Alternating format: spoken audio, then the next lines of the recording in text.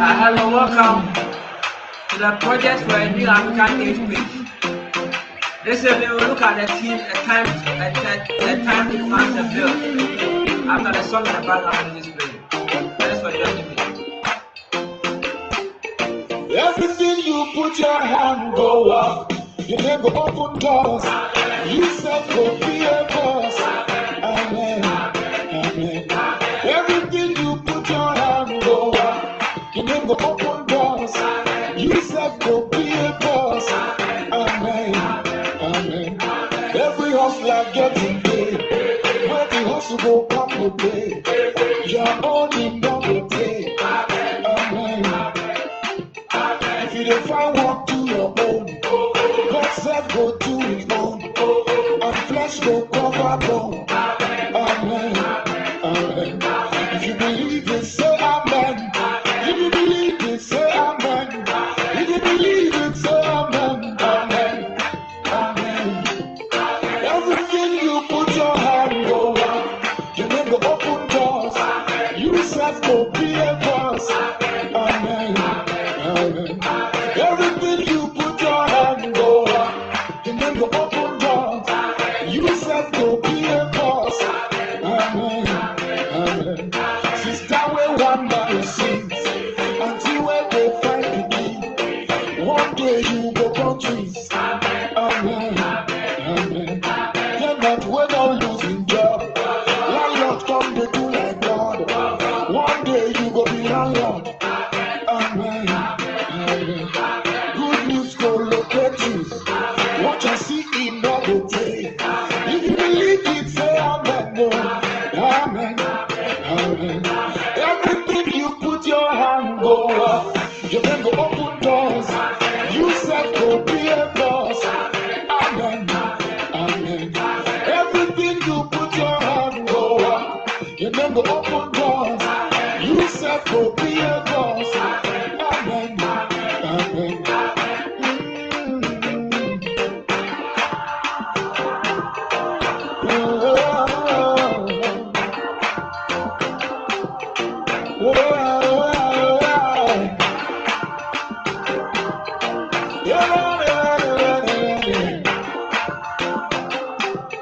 Long life go follow you.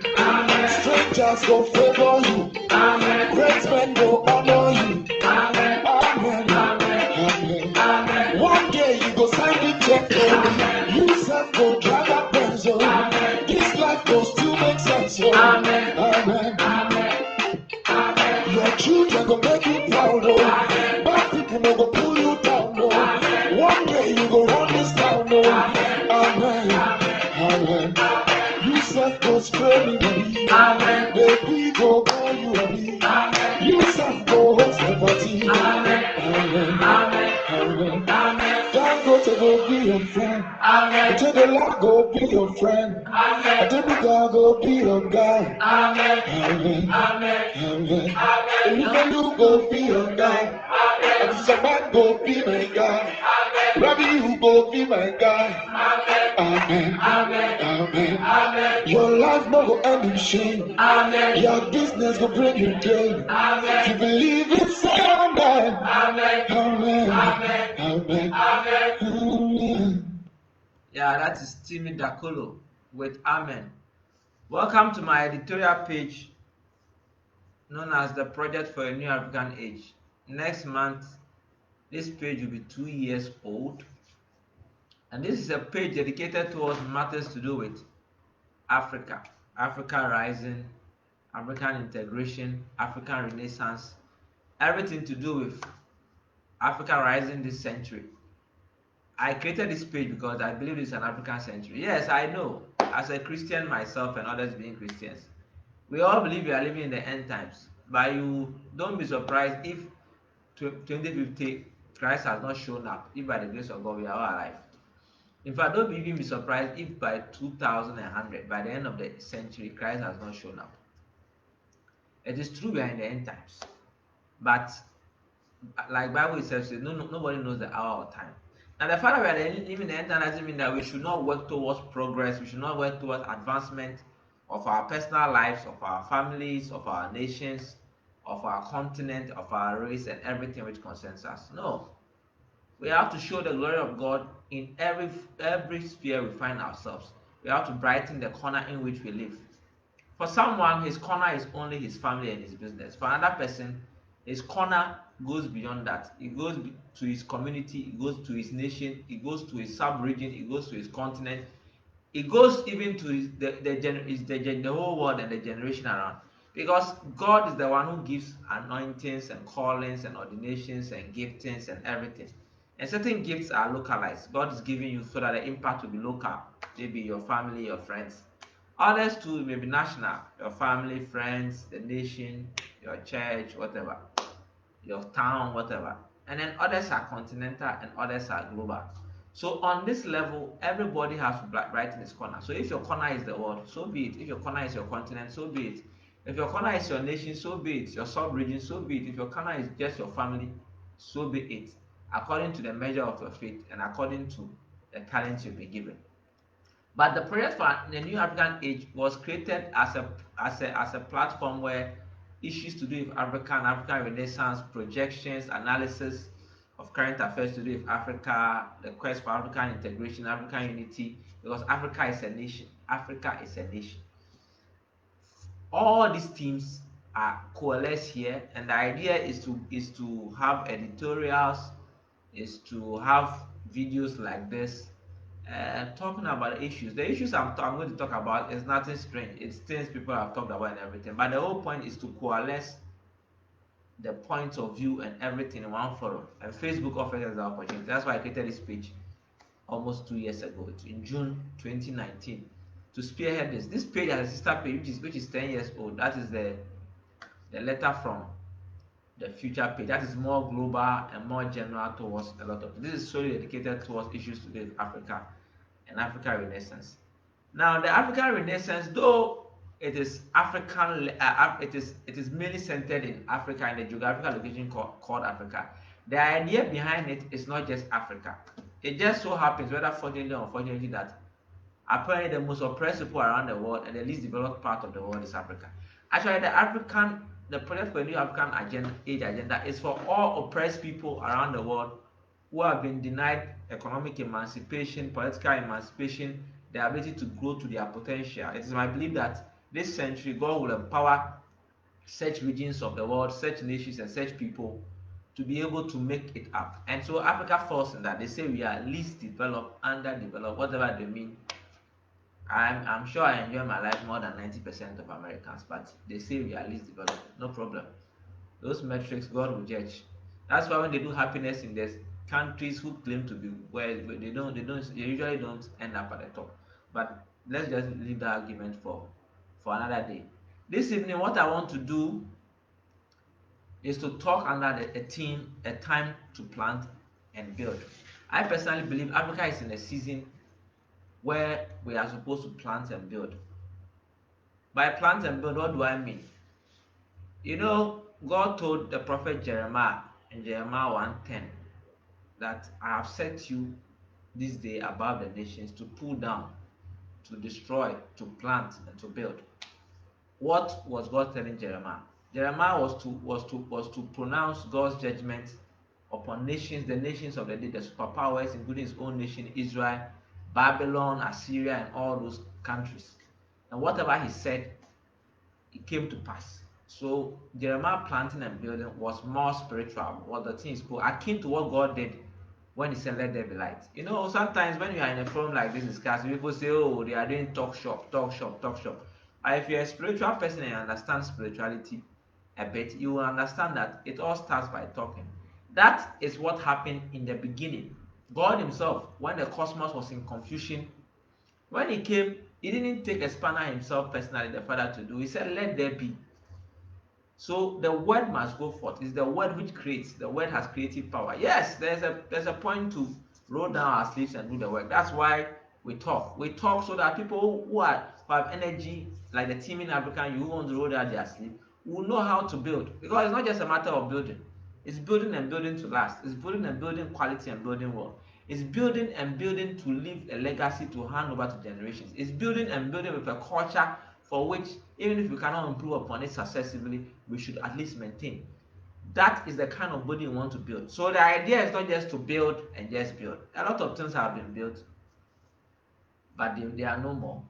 So it is not just a matter of building. And so in talking about building here, I'm not just talking about physical things. I'm talking about building systems, social systems, economic systems, governance systems, value systems, systems of science and research, systems of entrepreneurship, of business, of industry, which will last the test of time, which will be self-sustaining, which can improve, which can be cutting edge, avant-garde. All these things are the focus of what we have to build in Africa. And so what we have to build in Africa is not just something we are doing, anything, just build anything. No. We are to build things which will stand the test of time, things which will endure, things which will show the glory which Africa once had and will take us to our former glory. So this evening, we want to look at that briefly. And so, like I said, there is time for everything. I believe it's time to build. I know here people will say there's a volcanic reaction in Congo. There's a financial meltdown, financial crisis sort of. And then people will say in Africa we don't have the systems. The systems are difficult to do anything, especially for young people. There are a lot of challenges, systemic challenges. Yes, I know people will say that. The sad thing is that the previous generation has not helped us very much. When the independence era people got the independence in the 50s and 60s, the people who came in the 70s and 80s, yes, I granted that they thought they were doing their best, but they didn't sacrifice enough, they didn't build on it across Africa as fast as they should. You can argue there was interferences because people were fighting a Cold War and there was interferences, fine, but nevertheless, today there are interferences. So the point is that whether for lack of ability, lack of presence of mind, lack of resource or anything, the generation which is 40 and above, 50 and above, when they had their time in the 70s, 80s, and 90s, they really couldn't build Africa like we expected. So it falls upon us, the people between the ages of 20 and 40 now, mainly, there are people outside the bracket who will come in, fine. Nobody's ruling anybody out. But mainly it's a youth-led. The African population is 60% youth, 65% youth, and 20 to 40. And so those are the people who are the major focus. Those are the target people. The idea now in Ghana and Africa is to build systems which will last the term of the test of time. Is to build what? The first thing we need to build for me is to build the right orientation and right mindset. And that also involves building the right value systems. What do we value as a people? Is it just the people, the fact that this person says, I'm the richest man in the world, I'm the richest man in Africa, I'm the richest man in Ghana, I'm the richest man in Nigeria, in Congo, in everything? Is that what you want? And even those riches, compared to the scale of the world, what does it really translate into? And so we need to build value systems where, yeah, it is okay for people to use the enterprise to become the richest people in the world, but we focus more on one, social cohesion, two, the fact that everybody is able to have a minimum standard of life, which is okay. A lot of people don't want much. If you ask 80-90% of the people in this world, they are not looking to be the richest man in the world. They want to be able to just pay their bills, live a quality of life which is okay, and enjoy their life and fulfill their talent and their giftings. Have enough resources to do what they really believe is their calling to do. That is the crux of the matter for most people, especially most people in Africa. So we have to have a value system where, even though we prioritize people being the richest man, being a distant, the focus is more on making sure that a lot more people get by and are leading successful lives than just the idea of copying and saying that I want to be the richest person ever. So we need a right value system, a value system of valuing one another, a value system of unity, knowing and understanding the fact that we in Africa are considered as a nation. Africa is a nation. And now we need to unite. Unity doesn't mean that everybody, let's have a conference and everybody should say we are united to Africa for now. No. But we have to have the idea that we are taking these ideas down to successive generation time after time. The whole idea is that we have to have a framework of what we are doing. It is not just something like just copy from the West. The Western people are doing this. No. It has to be clear enough. We have to be clear in our mind what we are doing so that we can be clearly communicate that to the present generation and successive generation. The idea is that what we are building must outlivers, and so the genesis of it, the trust of it must be known, must be documented, must be understood, must be well communicated and articulated to all. So we have to build the right mindset, involve the right mindset, the right orientation. We have to know where we want to get to, how we want to get there, what are our value systems. Do we value community over just, yes, ultra capitalists who say, hey, I'm a rich man, everybody is suffering, everybody is a slave? No. Is that what we want? So first of all, we have to build a value system which must work for us, work for the majority of the people. Then we have to build effective governance systems as well, systems which are more representative of the people and sensitive to the people's needs and aspirations at any point in time. I know people will say we have democratic governance across the continent, we elect leaders for 4 years, 5 years, and everything, but those the things we've built, yes, we've come a way, but they are not very responsive towards people. People now have the idea, politicians have the idea mostly now that I just have to wait for 4 years, do something small for the people, and then within the 4 years, the people can complain all they want. But we should be able to make relevant change at any point in time, irrespective of who is in power. If those changes will help us, the system we should be able to mobilize. So we need governance systems and political systems which are responsive to the aspirations, the needs, the ideas of the people at every particular point in time. It can be easily translated to it. A system which is stuck, which can only bring about any proper constructive change after 4 years, doesn't work. The political space must be such that when ideas are good and are relevant, we are able to give vent to it in time, not only to wait for election cycles. Election cycles necessarily doesn't translate into good governance and democracy. It is when those election cycles help to achieve the aspirations of the people that makes it good. So we have to also build effective governance systems, political systems. We have to build effective social protection systems and economic systems. We have to have a system where people, not everybody must go to the university and have a PhD before you can work. We have to have systems in place where people can do trade and succeed. People can do technical education, vocational education, and be able to make it.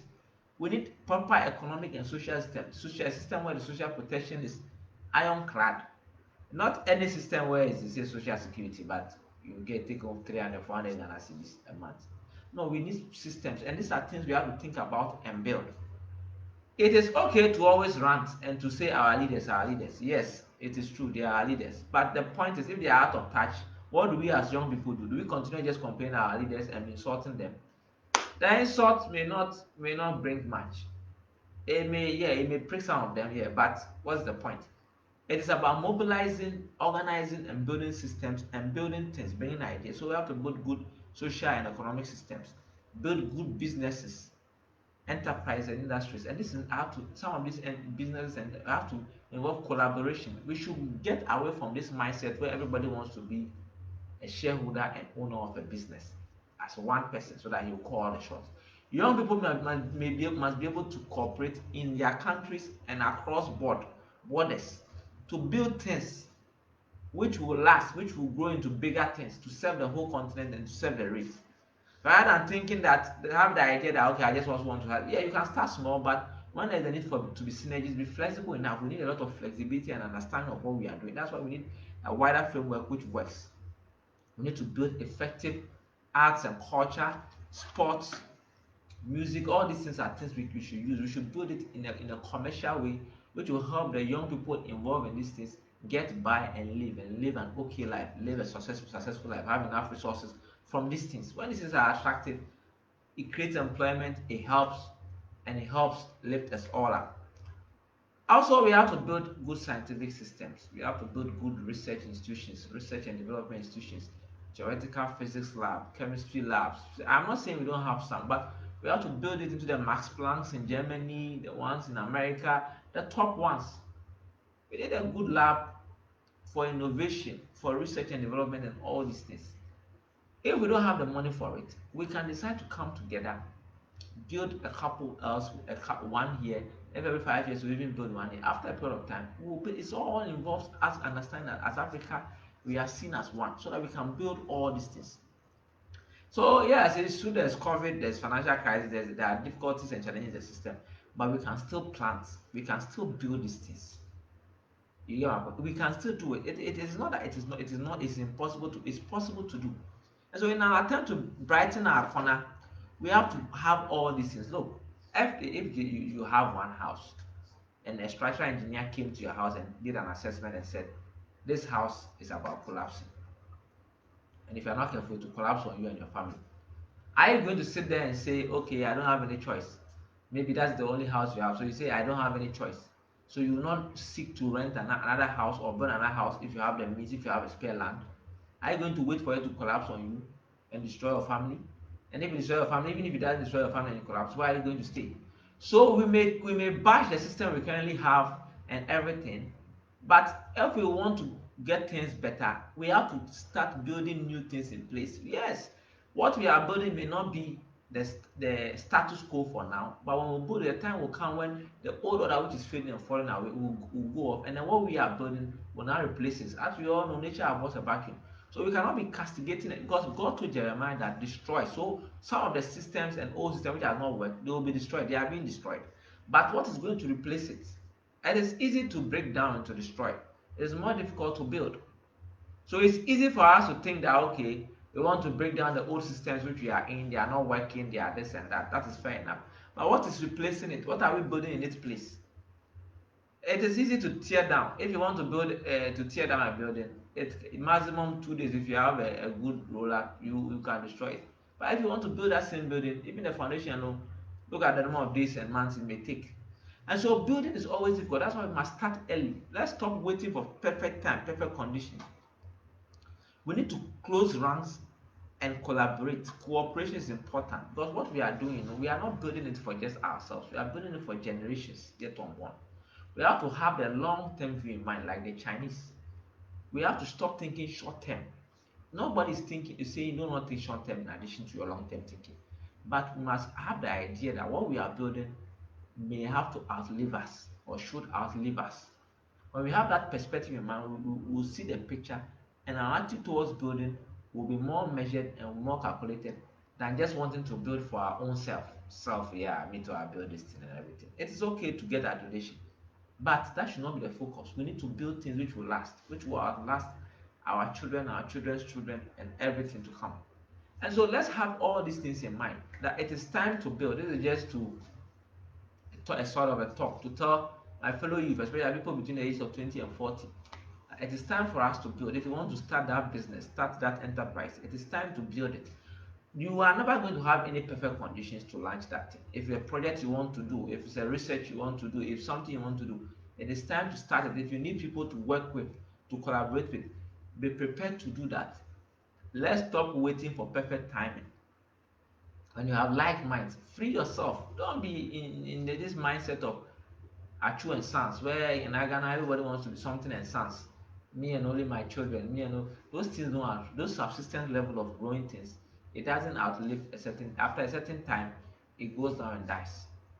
Let's break the limits of thinking about self and family. Let's think national, let's think sub-regional, let's think continental, let's think race, let's think a generation. Let's think about building things and planting things which will last and outlive us, so that if Jesus tarries 2050, 2000, Africa by then will have risen. There is an African century, but it's not just going to happen in a vacuum. We are going to face challenges. Yes, we have enemies fighting us who seek to keep us down. They have been there, they will always be there. God says, I will prepare a table before in the presence of our enemies. And so our attitude is important. Some of the enemies must be there to see what God will do with Africa. When the gospel was being lost, it was Africa where it was hidden. When Jesus Christ himself was running away from Herod, it was Africa he was hidden. Africa carries a certain key in this generation, in this age, in this century. But Africans must rise up, especially young Africans, to plant and to build in their countries, to build intercontinental businesses and intracontinental businesses. It is possible. It is possible. For with God nothing shall be impossible. So let's start, no matter how small it is. Let's start. Let's start working. Let's build with this in mind. Let's not think just about the challenges. Yes, we can, but the key to getting ahead and succeeding is getting started. Thank you for joining me. Join me when I have another thing to share. Hope my broadcast was okay. Stay blessed. Like the page so that you can see things from there, and then when I come live too, you can join me. Enjoy your evening, and thanks for tuning in. Goodbye till next time.